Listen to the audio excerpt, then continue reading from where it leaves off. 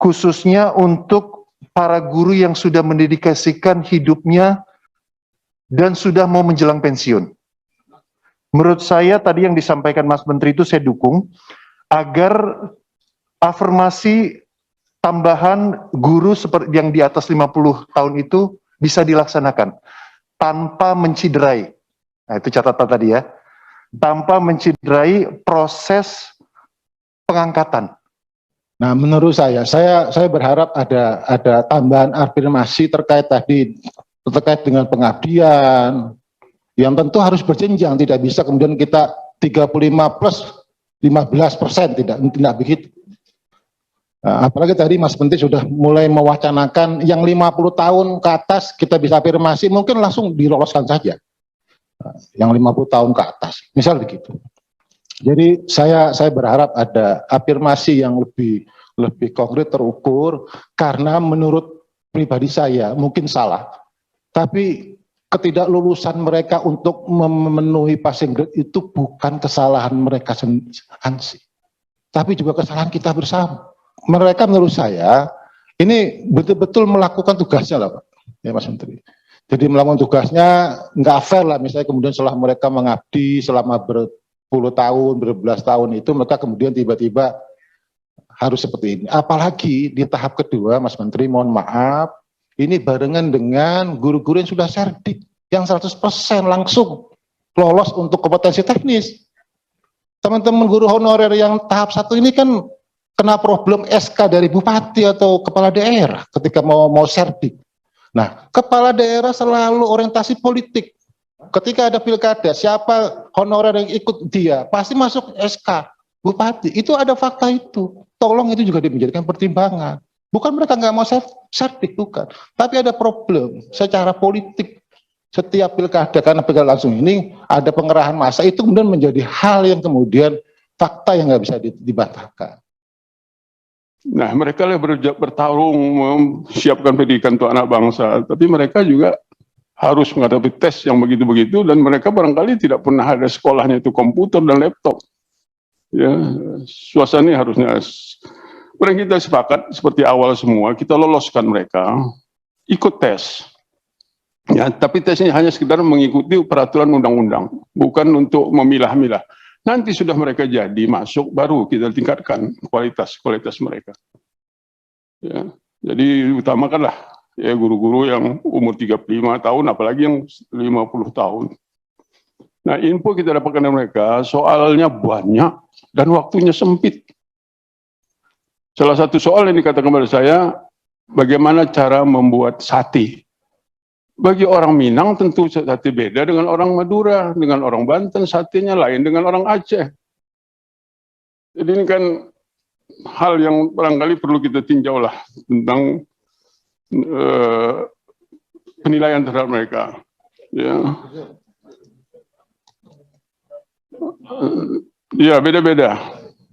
Nah, apalagi kita sudah 12 tahun tidak menerima PNS guru. 12 tahun tidak pernah menerima PNS guru. Jadi kebijakan lah ya, menteri bisa bicara dengan menteri yang lain, kita tetap ada tes karena undang-undang, tapi adalah ya, formasi apa untuk secara melaksanakan undang-undang, bukan untuk memilah-milah mereka, untuk penghargaan. Sekali lagi saya harapkan kita hargailah mereka karena mereka luar biasa dahsyatnya jasanya. Dahsyat sekali jasa mereka, bertahun-tahun dengan hidup apa adanya, tapi tetap berada di dalam kelas. Walaupun suasananya tidak memungkinkan kehidupan mereka itu masa depannya, tapi mereka tetap bertahan. Tidak akan meninggalkan, karena ada jiwa kependidikannya.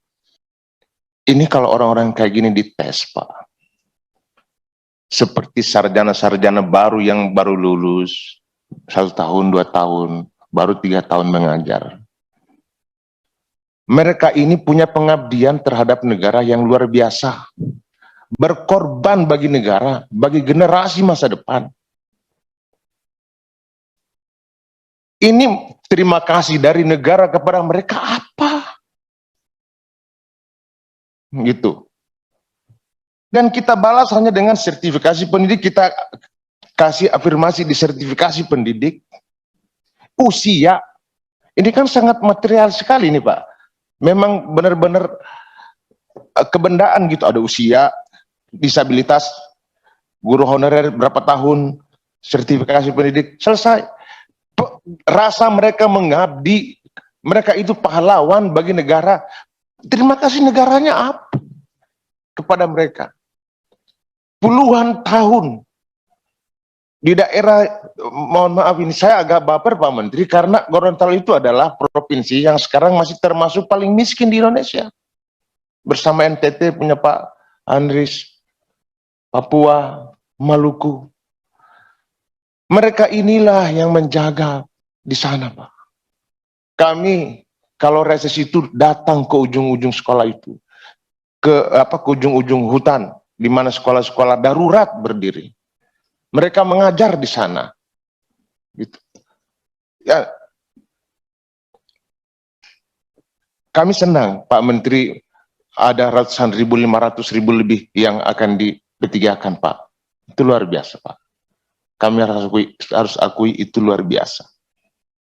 Tapi afirmasi untuk orang-orang ini perlu kita tambah Pak. Apakah orang yang ada di tempat-tempat terpencil itu ditambahkan dalam afirmasi? Apakah orang yang mengabdi sudah lama dan juga mengorbankan dirinya sendiri itu kita tambahkan dalam afirmasi? Hal-hal yang kualitatif, hal-hal yang tidak bisa dihitung hanya dengan sekedar angka-angka. Taruhlah di afirmasi ini. Dan afirmasinya jangan 15%, usia 15%, disabilitas 10%, guru honorer cuma 10%, tambahlah Pak. Masa 10% sih? Itu sama aja dengan kagak ngaruh kalau waktu kita sekolah di SMA. Dapat nilai 10, dapat nilai 9, dapat nilai 7, bagi kita sama aja. Yang penting lulus. Gitu. Tapi kalau cuma 10% Pak, ini nggak ngaruh Pak. Nggak lulus Pak. Ya dibikin 60, 70% daripada ini semua penilaian ini. Dan kalau perlu, seperti Pak Profesor Zohar bilang, nggak perlu dites orang-orang seperti itu. Kalau yang saya pelajari, bahwasanya harusnya yang sebentar lagi akan pensiun banyak sekali, ya, harusnya mereka bisa diangkat saja gitu. Sebetulnya bisa saja kalau ada kebijakan political will yang baik untuk mereka yang mengajar sudah lebih di atas 35 tahun, itu nggak sanggup lagi. Tadi kalau dibilang Pak Nur aja ngikutin tes pusing, apalagi mereka gitu. Kami kan ini sedih gitu ya. Mereka mengabdi bayar 35.000, 150.000, dan itu bertahun-tahun. Daerah tsunami, daerah konflik. Saya datang langsung, gaji sebegitu saya tanya sama dinas, dia jabarkan, benar Bu, memang iya gitu. Jadi kondisi ini tuh harus juga ada afirmasi khusus untuk mereka. Nah ini yang harus kita cari solusi, jadi jangan memaksakan aturan untuk masyarakat. Tetapi masyarakat itu yang harus, aturan itu yang harus menyesuaikan dengan harapan-harapan di masyarakat, itu yang harus kita cari solusinya. Jadi saya harapkan udahlah, jangan hanya cuman yang 35 plus, semua ini harusnya bisa lulus, tinggal kita cari aturannya yang tepat. 1 juta ini harus terpenuhi, gitu. Persoalan ini harus selesai, jangan sampai tahun ke depan ya kita buat aturan ya sudah tahun ini cuma lolos 200, tahun depan nanti lolosnya 100, gak pernah selesai. Ini yang harus kita carikan solusinya, mudah-mudahan perjuangan dari para guru-guru kita ini bisa kita berikan apresiasi dengan anggaran yang udah ada dan juga tidak mempersulit mereka. Jadilah imam pahlawan tanda jasa untuk para guru-guru honorer agar mereka diangkat menjadi guru P3K. Apa pintunya? Afirmasinya kita tinjau ulang. Seperti yang beberapa tadi disampaikan oleh teman-teman di komisi ini. Jadi bukan 15% Pak Menteri, tapi lama pengabdian bisa menjadi dasar. Yang usianya kira-kira tadi Pak Tan bilang berapa Pak Tan? 50. Di atas 50 tahun ya 100%. Jangan 15%. Yang usianya 40 tahun ke atas nanti berapa persen. Jadi tidak tinggal 15% ini saja. Dan saya berharap Mas Nadiem menjadi pahlawan tanda jasa dalam pengangkatan 1 juta guru honorer itu melalui afirmasi ini ditinjau ulang. Jujur sajalah, kita ini yang hadir di sini, duduk di sini adalah produk dari guru honorer.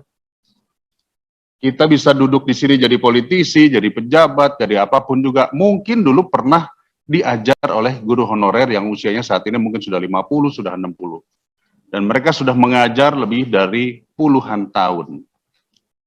Produk dari guru honorer yang belum bersertifikasi, yang masih seperti itu, yang penghasilan masih 300.000, 500.000 saja, sudah bisa jadi pejabat-pejabat besar. Apalagi jika pendapatan dan kesejahteraan mereka meningkat. Maka 2045 kita pastikan murid-murid kita adalah murid-murid yang lebih hebat dari kita. Akan lebih hebat dari Nadiem Makarim dan sebagainya. Jadi konteksnya di sini adalah kembali, mana yang lebih dahulu? Kesejahteraan dulukah atau upgrading dulu? Kalau kita berbicara upgrading, tapi yang dipikirkan adalah bagaimana makan saya? Pendapatan saya hanya 300.000, 500.000, belum pikiran laporan kerja, belum bikin lagi les-les dan sebagainya, tentu akan sulit. Jadi memang yang paling penting sekarang adalah kita pikirkan kesejahteraannya mereka dulu. Nah, salah satu upaya kita di sini Komisi 10 dengan pemerintah, dengan Mas Nadiem adalah melalui P3K, kesejahteraan mereka akan meningkat. Yang tadinya 300.000, mungkin ke depan setara dengan PNS. Betul ya Pak, Pak Dirjen GTK? Siapa? Saya lupa. Pak Iwan. Lupa saya, Pak. Mohon izin Pak Iwan. Karena WA saya jarang dibalas sama Pak Iwan.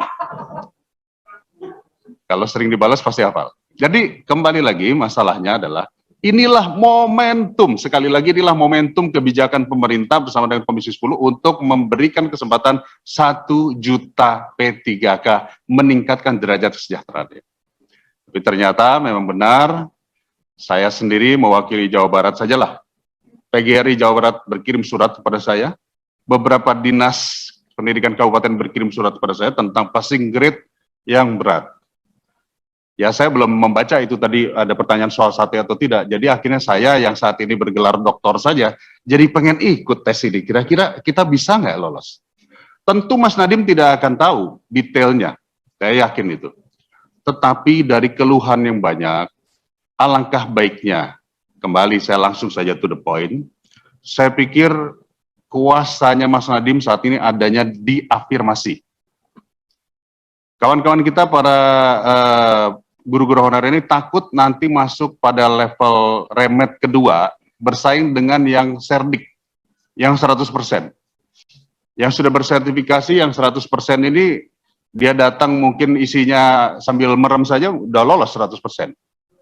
Nah, sementara mereka yang mungkin sudah mengajar cukup lama, dia penuh ketakutan. Jadi menurut saya, langsung saja, berikan penghargaan negara, tepat kata Pak Johar.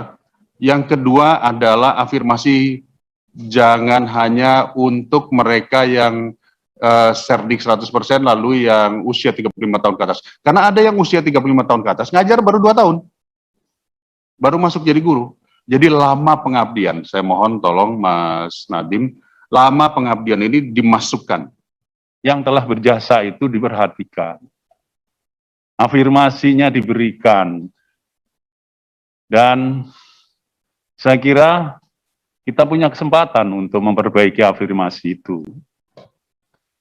Nah, sekarang ini mereka merasa dibebani satu tambahan pikiran karena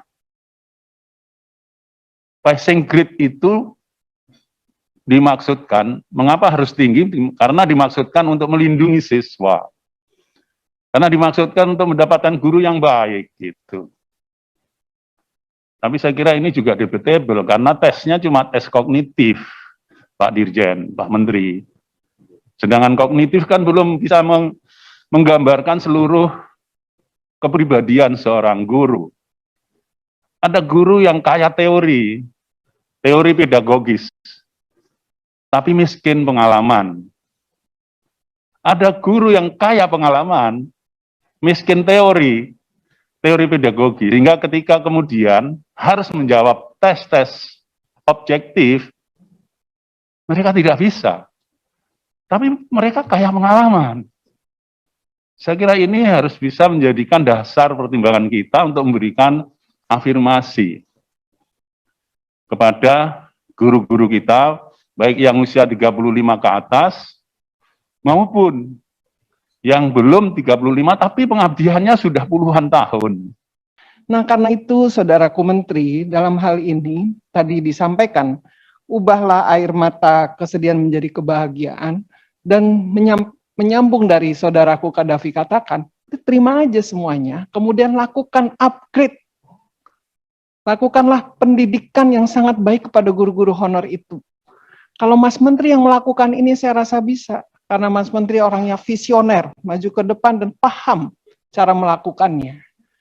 Nah, karena itu, menjawab dari keinginan para guru-guru honor, pertimbangkanlah hal ini, karena tadi passing grade-nya susah, soalnya susah, pokoknya susah-susah semua. Bagaimana mereka menginginkan bukan hanya dari sisi usia dan beberapa hal lain lagi, tetapi juga masa kerja menjadi perhitungan. Dan kami merasa bahwa ini adalah satu permintaan atau satu pemikiran yang mungkin bisa dipertimbangkan, dan rasanya tadi Mas Elino juga sudah menjelaskan bagaimana para guru sudah sekian lama berada di lapangan ya, tapi tiba-tiba berhadapan dengan situasi hanya karena satu dan lain hal, masa pengabdian mereka sama sekali tidak mendapatkan apresiasi.